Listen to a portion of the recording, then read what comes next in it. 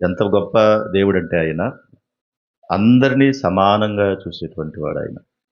అందరినీ సమానంగా చూసేవాడు. ఏ మాత్రం భేదం లేకుండా. కానీ విచిత్రం ఏంటంటే బయటైనా, లోపలైనా అంటే బయటంటే లోపము, లోకము, లోపలంటే సంఘం. ఎక్కడైనా కూడా ఈ వ్యత్యాసం మాత్రం కనబడుతుంది. దేవునిలో ఆ భేదం లేదు. కానీ మనుషుల్లో మాత్రం ఇది కనిపిస్తా ఉంది. ధనవంతుడిని ఒకలాగా మనం చూస్తాము. పేదవాళ్ళైతే ఒకలాగా చూస్తాం. ఇక్కడ పేదవాడు వేరు, దరిద్రుడు వేరు. పేదవాడంటే కొద్దో గొప్పో పర్వాలేదన్నట్టు. దరిద్రుడంటే ఇక అసలు ఏమీ లేని పరిస్థితనమాట. ఏ విధంగా కూడా చూసినా ఎటువంటి ఆసరా గాని, ఎటువంటి సంతోషం గాని, ఎటువంటి ఉండాల్సినటువంటి ఇల్లు గాని, ఏమీ లేనటువంటి పరిస్థితనమాట. అంటే ఎక్కడా లేనటువంటి పరిస్థితి అతనిది. కానీ బైబిల్ ప్రకారంగా చూస్తే దేవుడు ధనికులకనే కాకుండా పేదవారికి వీళ్ళకి కూడా ఎక్కువ ఇంపార్టెన్స్ ఇచ్చాడు. మనం నమ్ముకున్న దేవుడు అంత గొప్పవాడు. ఈ మందిరంలోనికి ఎవరెవరు రావచ్చు? లోనికి ఎవరెవరు రావచ్చు? వీళ్ళు రావచ్చు, వీళ్ళు రాకూడదని ఏమన్నా నియమం ఉందా? లేదు. పోనీ ఇక్కడేమన్నా వీళ్ళు వీఐపీలు, వీళ్ళు నాన్ వీఐపీలని ఏమైనా ఉందా? వీళ్ళు గొప్ప వాళ్ళకి ఒక రకమైన సీటు, మామూలులకు ఒక రకమైన సీట్ ఏమన్నా ఉందా? కాబట్టి మీరందరూ గొప్పవాళ్ళు కాబట్టి మీరు ఈ పక్కన కూర్చోండి, మీరు పేదవాళ్ళు కాబట్టి ఈ పక్కన కూర్చోండి అనే భేదాలు ఏమైనా ఉన్నాయా? అంటే అసలు దేవునికి ఇవేమీ లేవు. మరి ఈ భేదాలన్నీ ఎక్కడున్నాయంటే మనుషులుగా మనలోనే ఉన్నాయి గానీ దేవునికైతే ఇవేమీ లేవు. చూడండి ఒకసారి సామెతల గ్రంథం 13వ అధ్యాయం 8వ వచన భాగాన్ని కూడా చూడండి. సామెతల గ్రంథము 13వ అధ్యాయము 8వ వచన భాగం. ఒకని ప్రాణమునకు వాని ఐశ్వర్యము ప్రాయశ్చిత్తము చేయును, దరిద్రుడు బెదిరింపు మాటలు వినడు. ఇద్దరికి ఉన్న వ్యత్యాసం అది. ఐశ్వర్యవంతునికి అంతా భయమే గాని దరిద్రుడికి ఏ భయం ఉండదు కాబట్టి ఏం చేస్తాడు? బెదిరింపు మాటలు వినడు. అంతేకాదు ఈ దరిద్రుడికి ఉన్నటువంటి పరిస్థితులు ఏంటంటే ఏదైనా సమయం వచ్చినా ఏదైనా చెప్పాలనుకున్నా అదే సామెతల గ్రంథం 13వ అధ్యాయం 23వ వచనం కూడా చూడండి. ఇప్పుడు బతిమాలి మనవి చేసుకొనును, ధనవంతుడు దురుసుగా ప్రత్యుత్తరం ఇచ్చు. ఏం చేస్తాడట దరిద్రుడు? మనం ఏదన్నా ఒకవేళ చెప్తే ఏమంటాడు? అయ్యా అలా కాదండి బాబు, నాదే తప్పు అయిపోయిందండి బాబు, ఏమనుకోవద్దండి బాబు, అదండి బాబు, ఇదండి బాబు అని చాలా సున్నితంగా నెమ్మదిగా చెప్పుకుంటాడు. కానీ ధనవంతుడు ఏం చేస్తాడు? తన ధనాన్ని బట్టి అహాన్ని ప్రదర్శిస్తాడు. ఏంటి ఎందుకు రాలేదు నువ్వు? ఓ ఓ అంటా ఉంటాడు. కానీ ఈ దరిద్రుడు ఆ స్థితి ఉండదు. చాలా సామాన్యంగా, సున్నితంగానే మాట్లాడతాడు. జాగ్రత్తగానే ఉంటాడు. అయితే వీటన్నిటికన్నా కూడా ఆహ్, ద దరిద్రుడు చేసినటువంటి పని యేసుక్రీస్తు వారు చెప్పినటువంటి ఉపమానంలో కురుపులతో బాధపడుతున్నా, బాధలు ఎదుర్కొంటున్నా, నాకింత బాధుందని మాత్రం బాధపడలేదది. బాధపడ్డాడా? అసలు అంత వేదన పరిస్థితులుంటే మనమైతే నిజంగానే ఎలా అయిపోతాం? చాలా వేదన అయిపోద్ది మనకి. కానీ అంత కష్టంలో ఉండి, ఉండడానికి ఇల్లు లేదు, భార్యాబిడ్డలు లేరు, ఒక కుటుంబం అంటూ లేదు, తనకంటూ తినడానికేమీ లేదు. ఎలా ఉన్నాడో ఏమో తెలీదు. దానికి తోడేంటి? ఒళ్ళంతా రోగాలే. దానికి తోడు ఒళ్ళంతా రోగాలే. అంత రోగంలో కూడా నన్నెందుకిలా పుట్టించావు దేవా అని ఏడ్చాడా అంటే, అసలు ఏడవలేదు నిజంగా. ఎందుకు ఏడవలేదు? తనకు ఆ స్థితి ఎందుకు రాలేదు అనంటే, తను దేవుని మీద ఆనుకున్నాడు గనక. Praise the lord. ఆయన దేవుని మీద ఆనుకున్నాడు గనక. మనం చిన్న చిన్న వాటికి చాలా ఇబ్బంది పడతాం. ఆ ఇబ్బందులు వచ్చినప్పుడు ఒకసారి లాజర్‌ని చూస్తే మనం అన్నీ మర్చిపోతాం. అంతే కదా! ఎప్పుడు పిల్లలు ఫెయిల్ అయిపోయారనుకోండి, వాళ్ళేం చేస్తారంటే ఒకళ్ళకి 2 మార్కులే వచ్చినాయనుకోండి, వీడు 10 మార్కులొచ్చినోడిని చూపించడు. ఏమన్నా చూపిస్తాడు? వీడికన్నా ఒక మార్క్ వచ్చినోడు ఉంటాడు కదా! ఆడికి చూపించి, "నాకు 2 మార్కులే వచ్చినాయి అనుకుంటున్నావా? ఆడికి 1 మార్కే వచ్చిందంటాడు." మరి నీ పయ్యోడికి 10 మార్కులొచ్చినాయి అంటే అది చూపించడు. మనం కూడా ఎప్పుడు కూడా ఏంటంటే, మనకున్న స్థితిని బట్టి మనకన్నా దీన స్థితిలో ఉన్నవారిని మనం చూడం గానీ, మనకున్న పైనున్న వారిని చూసి ఆళ్ళు అలాగున్నారు, ఇలాగున్నారు, ఇలా అనుకోని మోసపోతాం. కానీ నీకన్నా దారుణమైనటువంటి స్థితిలో ఉండి, తినడానికి లేక, ఉండడానికి లేక, కట్టుకోవడానికి లేక, కుటుంబంలో దానికి తోడు ఆర్థికపరమైన పరిస్థితులు ఒక పక్క, అనారోగ్య పరిస్థితులు ఒక పక్క, వేదనకరమైన సంగతులు ఒక పక్క, ఇవన్నీ కుటుంబంలో ఉంటే ఏడుస్తున్నాడు చూడు. కానీ వాడి వైపు నువ్వెందుకు చూడవు? దరిద్రుడు మనకది నేర్పిస్తున్నాడు. నాకన్నీ ఉన్నాయనుకుంటే ఏమీ లేవు. అన్ని బాధలే, అన్ని కష్టాలే, అన్ని వేదనలే. దానికి తోడు ఒళ్ళంతా చీము పట్టేస్తుంది. కుక్కలొచ్చి నాకుతా ఉన్నాయి. నా పరిస్థితి ఏం బాలేదు. అయినా దేవునికి స్తోత్రం. అది మంచి గొప్ప ఆరాధన నిజంగా. ధనవంతుడికి అన్నీ ఉన్నా దేవుడిని ఆరాధిస్తున్నాడా? ఏమీ ఆరాధించలేకపోతున్నాడు.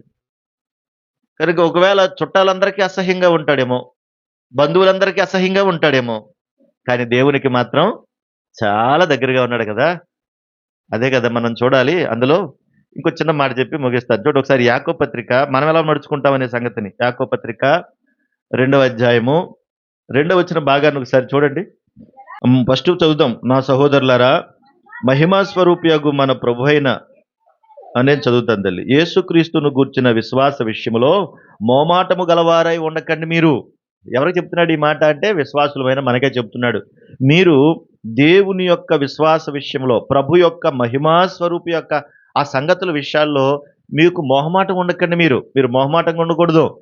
ఎందుకు మొహమాటంగా ఉండకూడదు అంటే రెండో వచనంలో అంటున్నాడు ఎలాగనగా బంగారు ఉంగరం పెట్టుకుని ప్రశస్త వస్త్రములు ధరించుకున్న ఒకడు మీ సమాజ మందిరంలోకి వచ్చినప్పుడు మురికి బట్టలు కట్టుకున్న దరిద్రుడును లోపలికి వచ్చినప్పుడు మీరు ప్రశస్త వస్త్రములు ధరించుకున్న వారిని చూచి సన్మానించి నీవిక్కడ మంచి స్థలమందు కూర్చుండుమని చెప్పి ఆ దరిద్రునితో నీవు అక్కడ నిలువుము లేక ఇక్కడ నా పాదపీఠముల దగ్గర దిగుమును కూర్చుండుమని చెప్పిన ఎడల మీ మనస్సులలో భేదములు పెట్టుకుని మీరు దులాలోచనతో విమర్శ చేసిన వారు కారా. ఈ భేదాభిప్రాయాలు ఎక్కడ కనిపిస్తున్నాయంటే సంఘంలో కనిపిస్తున్నాయి కదా, కనిపించట్లేదా? మీరైనా సరే మీరు కూడా ఆలోచించండి. బాగా డబ్బున్న చుట్టాలు వచ్చారనుకోండి, ఎలా ఉంటారు? అప్పుడు మీ మీ ఆలోచన, మీ యాటిట్యూడ్ ఎట్లా ఉంటది? మీరు ఎలాగ ఆలోచిస్తారు? బాగా డబ్బున్నోళ్ళు వచ్చారనుకో, అమ్మో ఈ కుర్చీ బాగోలేదు, వాళ్ళు ఏమనుకుంటారో ఏమో అని మంచి కుర్చీ ఏస్తావు. అంతే కదా? ఒకవేళ వేరే ఇంకా ఏదైనా కావాల్సిన వాళ్ళు తినే పదార్థాలు ఉంటే గనక గ్లాసులు మారిపోతాయి, తినే ఆ పళ్ళాలు మారిపోతాయి, ఇచ్చే గ్లాసులు మారిపోతాయి, చేసే విధానం మారిపోతుంది, అన్నీ మారిపోతాయి. అదే ఒక బీదవాడు నీ ఇంటికొస్తే, ఒక సంఘబిడ్డే నీ ఇంటికొస్తే నీ యాటిట్యూడ్ ఎట్లా ఉంటది? నీ ప్రవర్తన ఎలా ఉంటది? అప్పుడు నువ్వు ఎలాగ ఆలోచిస్తావు? పర్లేదులే ఈళ్ళకి ఎలా ఇచ్చేసినా తినేస్తారులే, ఏమి ఇచ్చేసినా తినేస్తారులే, ఈళ్ళకి ఇది చాలులే. ఈ భేదాల్లోనే ఆరాధన విధానం దెబ్బతింటుంది. ఆరాధన ఎప్పుడు ఒకేలాగుంటది. ఏ మనిషి దగ్గరైనా, ఎలాంటి వారి దగ్గరైనా దేవుడు ఒకలాగా ఉన్నాడా? మారిపోయాడా? ఆయన ఒక్కలాగే ఉన్నాడు. ఒకే టైప్‌లో ఉన్నాడు. ఎవరినైనా ఒకేలాగా చూసేటువంటి గొప్ప దేవుడు కదా మన దేవుడు. కనుక లేని వాళ్ళొస్తే ఒకలాగుంటున్నావు. నీ స్థాయికి తగిన వాళ్ళొస్తే ఒకలాగా ఫీలింగ్ ఇస్తున్నావు. నీ స్థాయికి దిగజారిపోయినోళ్ళొస్తే మాత్రం అసలు పట్టించుకోవట్లేదు. వాళ్ళతో అసలు కనీసం ప్రేమగా కూడా మాట్లాడవు. ఏదో ఉన్నాంలే అంటావు. అలాంటి వాళ్ళొస్తే వాళ్ళు పలకరించకపోయినా నువ్వే పలకరిస్తావు ఫస్ట్ ముందు. కానీ నీకన్నా బీదవాడు, నీకన్నా దరిద్రుడు నీ ఇంటికొస్తే కనీసం నీ పలకరింపు కూడా సరిగా ఉండదు. అంటున్నాడు ప్రభువు వాళ్ళ మాట్లాడుతూ యాకోబు గారు అంటున్నాడు, విశ్వాస విషయంలో, ప్రభు విషయంలో మీరు మొహమాటంగా ఉండకండి. ఎవరినైనా ఒకేలా చూడండి. ఒకేలా ప్రేమించండి. అది ఆరాధన. అది ఆరాధనే అది. ఆరాధన అంటే వాక్యము, ధ్యానము, ప్రార్థన ఇవే కాదు. నువ్వు చేసే పనులన్నీ కూడా ఆరాధనలోకి వస్తాయి. కనుక మీరు మొహమాటం వద్దు. ఇదిగో దరిద్రుడు లోపలికొస్తే ఒకలాగున్నావు. ప్రశస్త వస్త్రాలంటే మంచి వస్త్రాలని, కాస్ట్‌లీ వస్తువులని పెట్టుకుంటే ఒకలాగున్నావు. అలాంటోడొస్తేనేమో కాస్ట్‌లీ ధరించుకున్న వస్తువుడొస్తేనేమో కుర్చీ మీద కూర్చోబెడుతున్నావు. దరిద్రుడొస్తేనేమో ఆ ఎనకాల అక్కడ నిలబడు అంటున్నావు. లేకపోతే ఏమంటున్నావు? ఇదిగో నా పాదాల దగ్గర కూర్చో అంటున్నావు. అక్కడ మాట అదే దానర్థం. కనుక ఇలా ఉంటే గనక మీ మనస్సులలో భేదములు పెట్టుకుని మీరు దురాలోచనతో విమర్శ చేసిన వారు కాదా? అంటే మీ మనసులో భేదం ఉంది కదా? లేదని చెప్పండి చూద్దాం. చెప్పగలరా? మీ మనసులో భేదం ఉంది. భేదం ఉండి ప్రభు బిడ్డకి ఎట్లా అవుతావు? ఎట్లా అవుతావు? నీ మనసులో ఇంత కుళ్ళు పెట్టుకొని ఎలా చేయగలుగుతావు? అక్కడ అంటాడు 5వ వచనంలో చూడండి. నా ప్రియ సహోదరులారా ఆలకించండి. ఈ లోక విషయములో దరిద్రులైన వారిని విశ్వాసమందు భాగ్యవంతులుగా అన్నాడు చూడండి అక్కడ. వాళ్ళు చూడ్డానికి దరిద్రులే. కానీ విశ్వాసములో వాళ్ళు ఎలా ఉన్నారంటే భాగ్యవంతులు. ఇది నీకు తెలుసా? ఇది నీకు తెలుసా? విశ్వాసమందు భాగ్యవంతులుగాను తన్ను ప్రేమించి వారికి తాను వాగ్దానము చేసిన రాజ్యమునకు వారసులుగా ఉండుటకు దేవుడు ఏర్పరచుకోలేదా? అయితే మీరు దరిద్రులను అవమానపరచుదురు, ధనవంతులు మీ మీద కఠినముగా అధికారము చూపుదురు, మిమ్మును మీరే న్యాయ సభలకు ఈడ్చుకొని పోదురు. ఏంటిదంతా అంటే మీ మనసులో ఇన్ని భేదాభిప్రాయాలు ఉన్నాయని. ఇప్పుడు మీరు ఆరాధన ఎలా చేయగలుగుతారు చెప్పండి? ఇంత భేదం మనసులో పెట్టుకుని, ఇంత కుళ్ళు మనసులో పెట్టుకుని ఎలాగ ఆరాధన చేస్తారు? దేవా ఉన్నారంట విశ్వాసమందు భాగ్యవంతులు అన్నాడు. విశ్వాసమందు భాగ్యవంతులు అన్నాడు. కానీ చూడడానికి ఎలా కనబడుతున్నారు వాళ్ళు?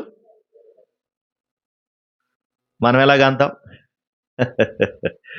మనం ఎలాగెళ్తాం? కనుక విశ్వాసులు అంటే భాగ్యవంతులైతే నువ్వేంటి అట్లా చూస్తున్నావు మరి?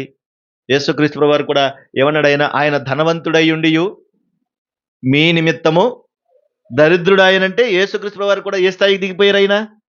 మరి ఆయనెలా చూస్తావు? ఆయనెలా చూస్తావు? యేసుక్రీస్తు ప్రభువారే ధనవంతుడయ్యుండి మీ నిమిత్తము దరిద్రుడాయను అంటే లోకానికి దరిద్రుడిగా వచ్చాడంటండి ఆయన. ఎందుకో తెలుసా? నిజంగానే గొప్ప గొప్ప వాళ్ళ ఇళ్ళలో ఉంటే ఒకవేళ ఆ యోధా గోత్రంలో పుట్టి, యోధా రాజుల వంశంలో పుట్టి, అక్కడే ఒకవేళ ఉండుంటే గనక ప్రభు మన దగ్గరికొచ్చేవాడు కాదు కదా! మన దగ్గరికి రానిచ్చేవారా? అంతఃపురంలో ఉంటే మనల్ని రానిస్తారండి ఎవరు పడితే ఆళ్ళని? రానిస్తారా? కనుక దేవుడు చాలా ప్రేమ కలిగినోడండి. అందుకే మనల్నందరిని ప్రేమించి మన కొరకు ఆయన దరిద్రుడైపోయాడంటండి. ఎందుకంటే మనలను భాగ్యవంతులుగా చేయడానికి. విశ్వాసములో ఐశ్వర్యాన్ని ఇవ్వడానికి. పౌలు గారు ఉంటాడు. పౌలు గారు కూడా అంటాడు, ఇదిగో మేము మీ ఎదుట దరిద్రులుగా కనబడుతున్నాం. మీ కొరకు మేము దరిద్రులుగా కనబడుతున్నాం. కానీ అనేకులకు ఐశ్వర్యం ఇచ్చేవాళ్ళం మేము. అంటే పౌలు గారు ఆళ్ళు కూడా చెప్తున్నప్పుడు ఆళ్ళు కూడా ఎక్కడ దిగిపోయారు? ఏ స్థాయికి దిగిపోయారండి వాళ్ళు కూడా? అమ్మ చూడండి కొరింథీయులు రాసిన రెండో పత్రిక 6వ అధ్యాయం. కొరింథీయులు రాసిన రెండో పత్రిక 6వ అధ్యాయం 10వ వచనంలో ఉంది ఆ మాట చూడండి. దుఃఖపడిన వారమైనట్లుండియు ఎల్లప్పుడూ సంతోషించు వారము, దరిద్రులమైనట్లుండియు అనేకులకు ఐశ్వర్యము కలిగించు వారము, ఏమీ లేని వారమైనట్లుండియు సమస్తమును కలిగిన వారము. అబ్బా! ఎంత మంచి మాటలండి. మాకు ఏమీ లేదు, కానీ మాకు అన్నీ ఉన్నాయి అంటున్నాడు. మేము మనుషులందరి దృష్టిలో ఎలా కనబడుతున్నాం? దరిద్రులుగానే కనబడుతున్నాం, కానీ అందరికీ ఐశ్వర్యాన్ని ఇస్తున్నాం. అందుకే ఉదాహరించాడు ఆ మాట. ఆ కొరింథీయులు రాసిన రెండో పత్రిక 8వ అధ్యాయంలోనే 9వ వచనంలో ఉందామని చెప్పిన మాట చూడండి. కొరింథీయులు రాసిన రెండో పత్రిక 8, 9. 8, 9. ఆ! యేసుక్రీస్తు కృపను మీరు ఎరుగుదురు కదా! ఆయన ధనవంతుడై ఉండియు మీరు తన దారిద్ర్యం వలన ధనవంతులు కావాలని మీ నిమిత్తము దరిద్రుడాయను అంటున్నాడు. యేసుక్రీస్తు ప్రభువారే దరిద్రుడయ్యాను నేను లోకానికి వచ్చానంటే మరి మనలో అలాంటి భేదం ఉండొచ్చా? లేబరోళ్ళండి పాపం. లేబరోళ్ళండి. మనకేముందని ఈ భూమి మీద నీదంటూ నాదంటూ ఏమైనా ఉందా పోనీ ఇక్కడ భూమి మీద అంటే ఏమీ లేదండి. మనకంటూ ఉన్నది ఏమీ లేదండి. ఒకవేళ ఉందనుకుంటే ఒక్క క్షణంలో పోద్ది. అందుకనే పోనీ నీదంటూ ఏముందో చెప్పు? ఏమీ లేదు. ఒకవేళ ఉందంటూ ఏదన్నా ఉంటే అదంతా దేవుడిచ్చిందే. కనుక దేవుడిచ్చిందే దేవుడికిస్తున్నాం అంతే మనం. మనదంటూ ఏమి ఇవ్వడానికి అవకాశమే లేదు. ఎంత గొప్ప స్థితి అంటే యేసుక్రీస్తు ప్రభువారు దరిద్రుడి స్థాయికి దిగిపోయారు. అపోస్తలులు పౌలు గారు అందరూ కూడా ఆ స్థాయికి దిగిపోయారు. మనమే దిగలేకపోతున్నాం అన్నమాట. మన స్థాయిలు వెతుక్కుంటూ ఉంటున్నాం. కనుక మన జీవితంలో దేవుణ్ణి ఘనపరచుటలో మొహమాటం ఉండకూడదు. విశ్వాసమందు భాగ్యవంతులు దరిద్రులైతే నేను కూడా అట్లాగా ఉంటేనే మంచిదనుకోవాలి. అలా ఉండాలనుకోవాలి. అలా ఉండాలని అనుకోవాలి. ప్రభు అనుకోలేదా?